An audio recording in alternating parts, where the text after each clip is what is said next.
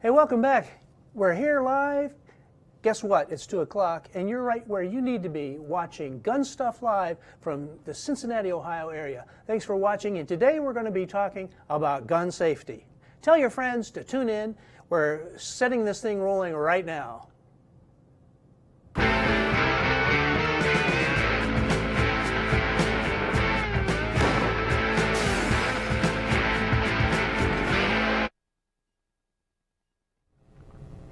Hey, thanks for joining us again. I have with us some friends right here from Cincinnati. I mentioned Cincinnati because you can see that right in the background. I've got Tracy and Joe Rumpke from Muzlstik, and they're with us today. Now, Cincinnati, you're no stranger to Cincinnati, right? Right. Right. So you guys been in this area for how long? Our whole lives. 62 years. 62 years, okay. A young 62 years. Yeah. So today we're going to be talking about gun safety. Now, a word to you folks, and thanks to our sponsors. Our sponsor today is Faxon Firearms. Now, you know, if you've been watching our show or seeing any of our media or looking at our emails, that Faxon is a big part of what we do. And be sure to look out. In fact, we just linked it up on the homepage. Scott, you showed us a little bit about the Faxon FX19. Just tell us briefly about this video that our folks are now seeing on our homepage.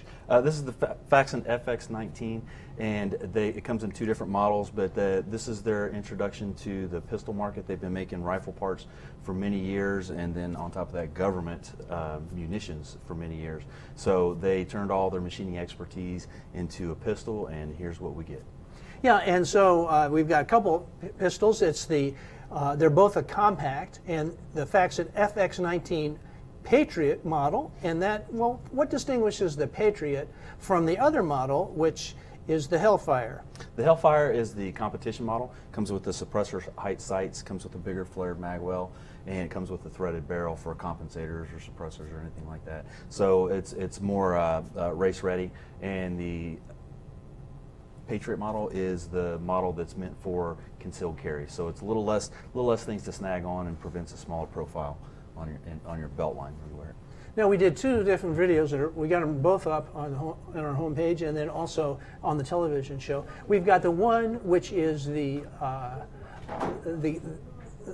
oh yeah, we're hearing a little feedback in, so we are getting it live. Yep. So the first one is about the overview, and that's the one we just introduced. Yes. And tell our viewers what to expect when they look at that. Well, perfection. It's one of those things that when you look at that pistol and you go through it, every part of that pistol has been machined to very precise fit and tolerances. Accuracy is phenomenal.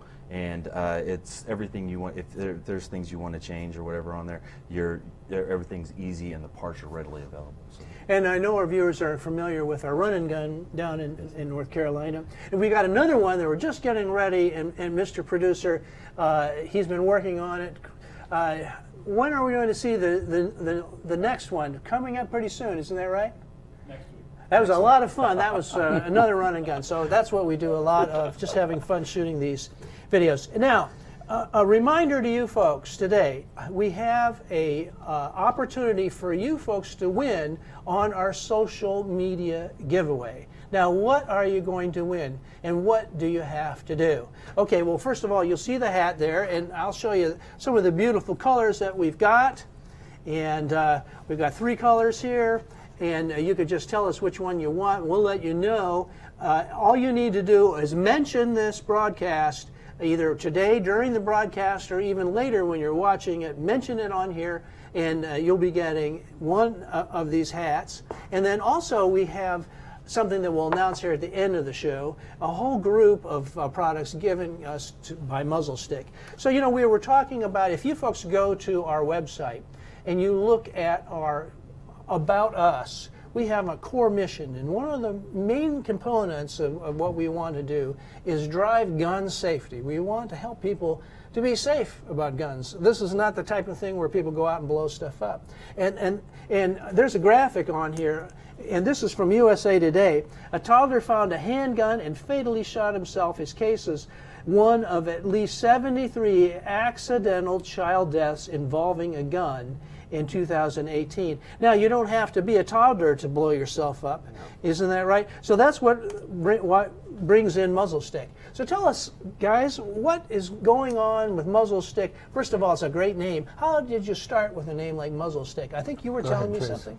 I narrowed it down, just trying to think of different names, and I'm not a big gun person, so trying to put something to the everyday person, kind of catchy. So that's how I.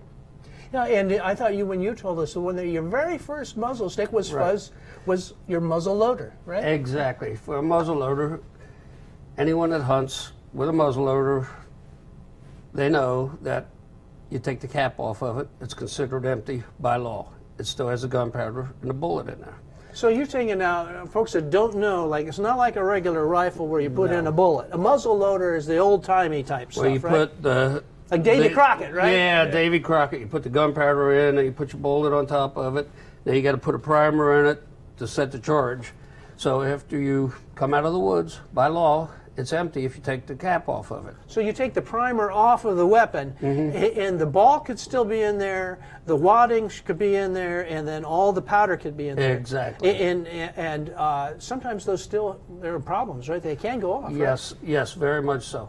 A lot of guys, well, they put them away because they're going to go back out the next day, or even if you're at deer camp and people are there hunting, they put them back because they're not going to shoot them because they'd have to clean them and. What happens if they would forget that there's something in there and they say, oh, well, we're going to go out and they'll put in more stuff, more powder, another wad?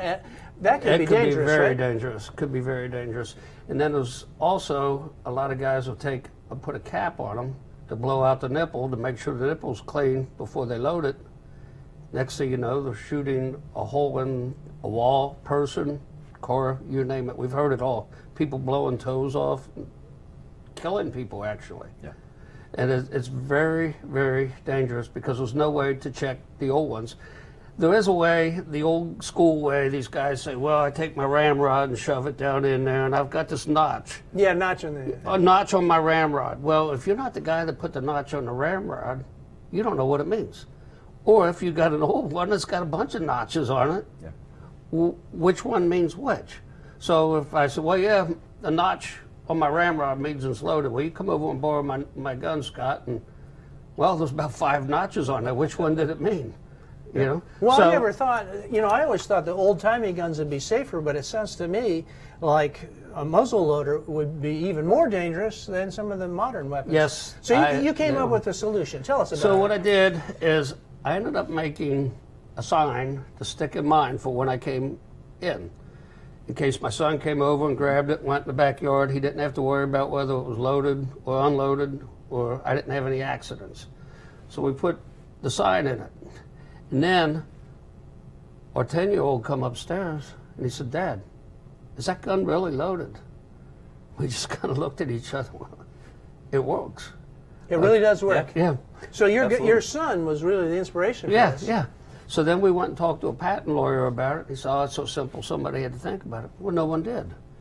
And with that, the following week, we heard on the news where some kid picked up a gun that was in a drawer at their house and shot his best friend.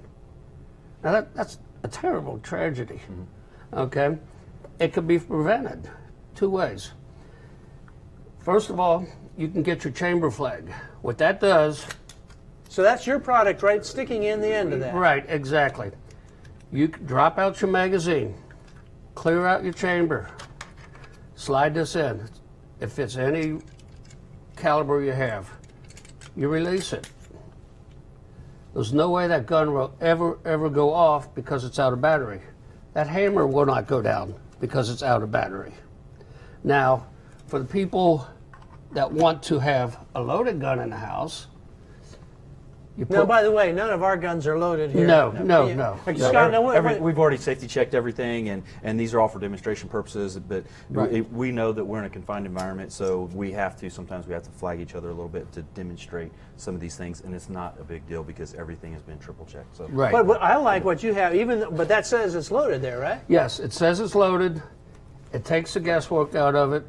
If you've got a lot of people have one gun for self-protection. They don't have a gun safe or anything like that, and you hear about it, and that's where the accidents are. These kids come on, they see them, and to be honest with you, the toy guns look like real guns anymore. Yes. They do, don't they? And it's terrible, but that's the way it is. An 8-year-old kid ought to be able to read loaded, and hopefully it'll stop them from picking it up. Or let's say your wife doesn't know or your husband doesn't know, they don't have to pick it up and check it. That's how most accidents happen. People mishandle a gun, and then it goes off, and then it's too late. There's no second chance. Well, and for anybody that's ever carried a gun for any length of time, they knows that it's impossible to be able to get a gun into a safe or put a trigger lock on or download in a safe direction at all times. So there are going to be times if you carry a firearm or if you're hunting or anything that involves a firearm, there's going to be a time where you're going to have to either one, leave it loaded in an area of accessibility where you don't have to use safes to get to it. Even if you have the fancy high-tech rapid access safes that you can magically wave your hand over and boom, the gun comes up on a spring-loaded thing. Sometimes you may not be at that location when you need to take this gun off or store somewhere, and these are just these are ways that you can put that on there, and then anyone will be able to see it and know exactly what the stage is. Scott, I'm so glad you brought that up. Now, we've got the loaded and the chamber flag, right? Mm-hmm. We've got a gun safe in our bedroom.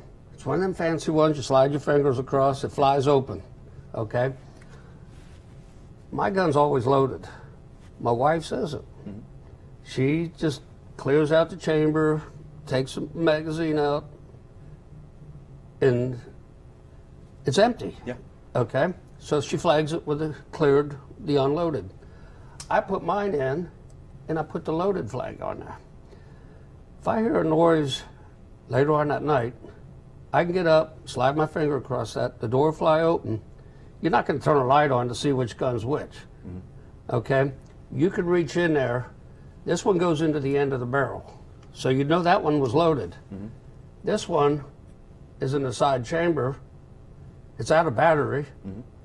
There's no way that could be loaded. So you could do the tactile, okay. Just like people do with a lot of firearms nowadays, have the tactile loaded chamber indicator, stuff like that. But the loaded chamber indicators on a lot of these guns are so small that in an emergency, Yeah, you can't. You're not never gonna know. Yeah. You're not going to see it in the dark anyway. Yeah. Okay. Then another thing you could do, since it's out of battery, that gun will never ever go off, right? Put your loaded magazine in there. Still nothing going to happen because it's out of battery. Keep it in your gun safe. Still, somebody comes in, it takes a second, you're ready to go when it's cocked. Yeah, that's awesome. And that's your gun there, Tracy. Yep. That's mine, yes.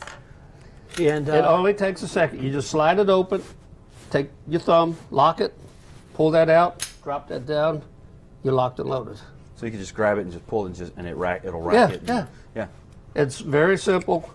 You know, it's not like, hold on a minute, let me go find the key for my lock. By the way, can you turn the light on for me too?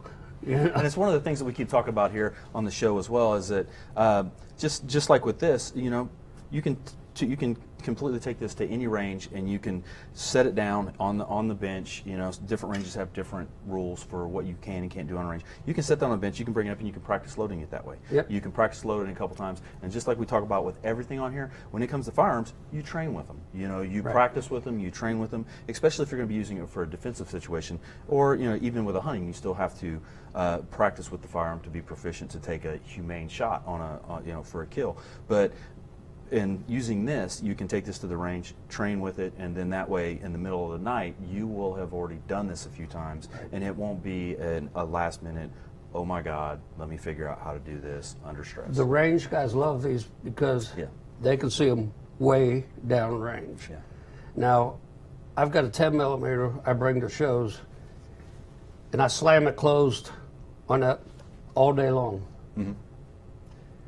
It takes probably about 40 or 50 times slamming it before it starts chipping apart. Yep. That's pretty daggone good compared to the ones that are out there right now. And just like what you were talking about before, in comparing that to the range, he was telling us a little bit before about how the Boy Scout troops are using this at their gun training, and you have a lot of different things through 4-H that have sharpshooters clubs and stuff like that, where they're shooting guns just like these right here. They're training kids to shoot these guns. They're training them to be the future hunters. You have hunting programs and all these other things. Well, there's a lot of people on the line. So when you have these training courses where they're running stuff like these things are invaluable. So a lot of people, like you was talking about before, they'll run things down the sticks. Everything I've seen everything from, like you mentioned just before the show, weed eater string all the way up to wooden dowel rods.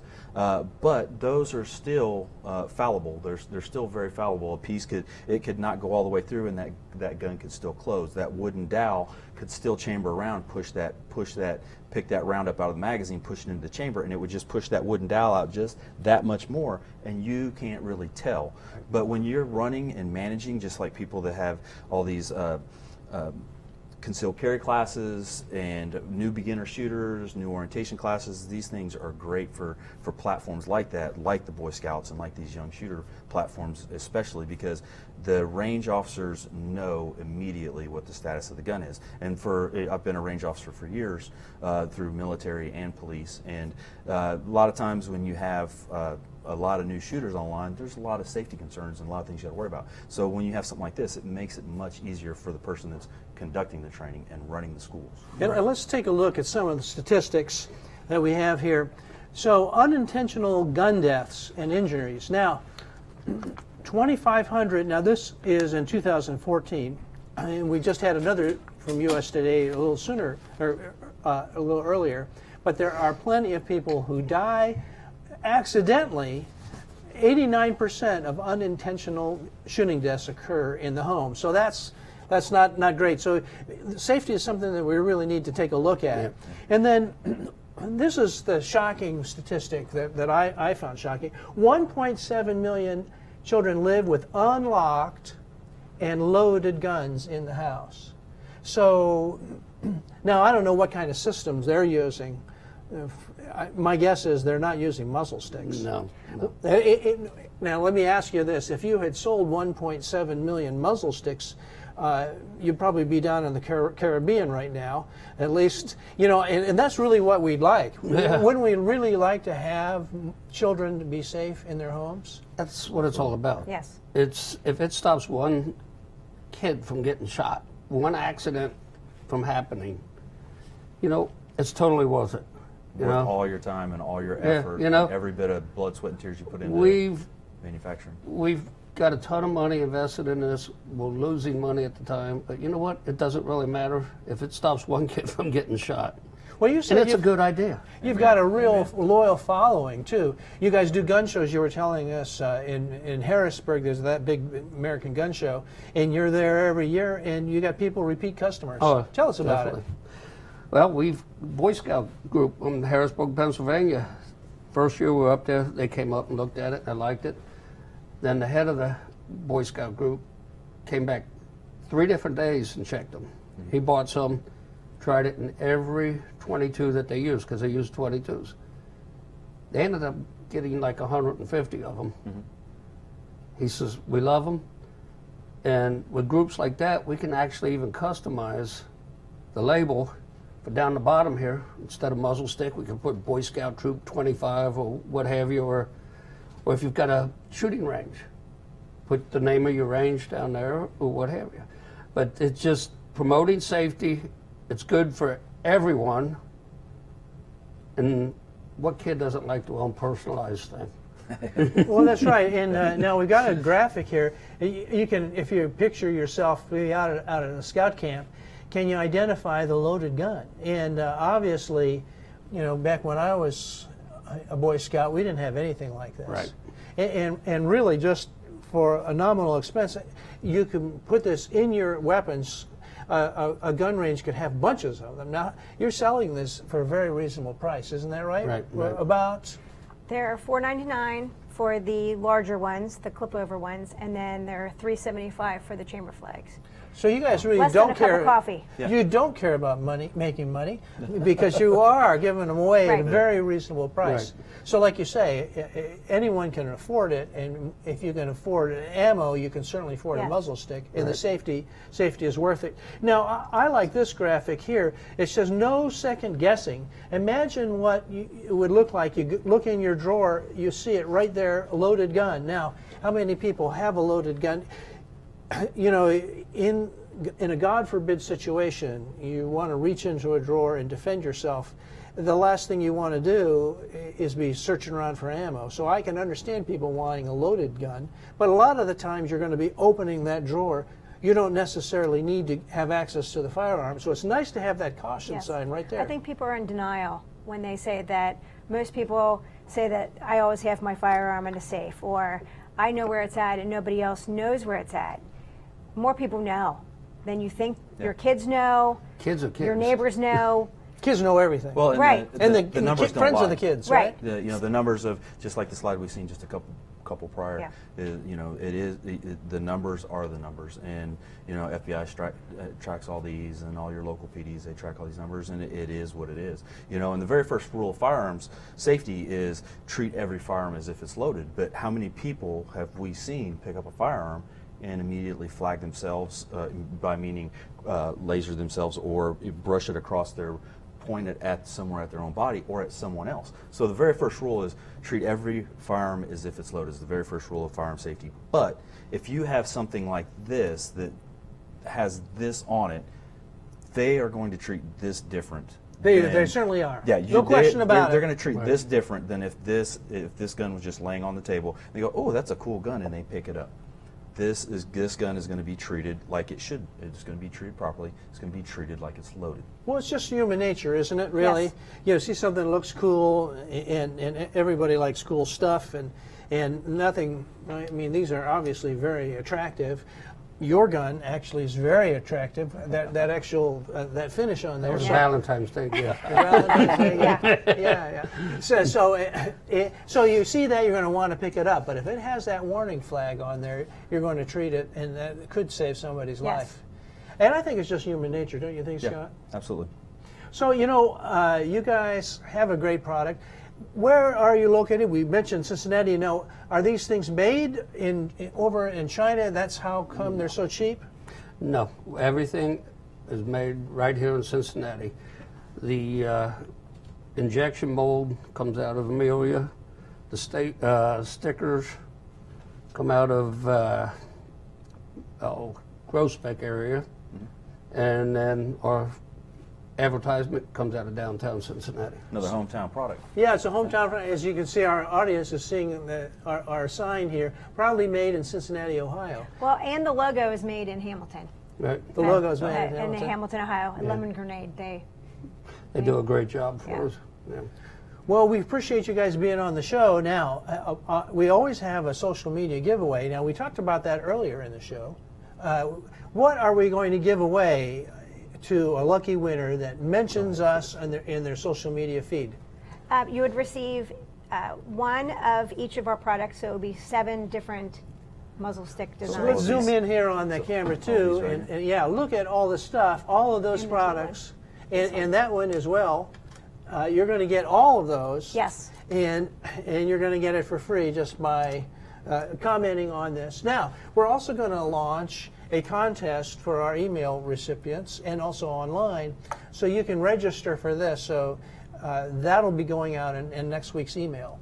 Great. And they will also have a chance to win it. So you get 2 ways to win right here today on our broadcast, and also with our social media, and then on our email blast.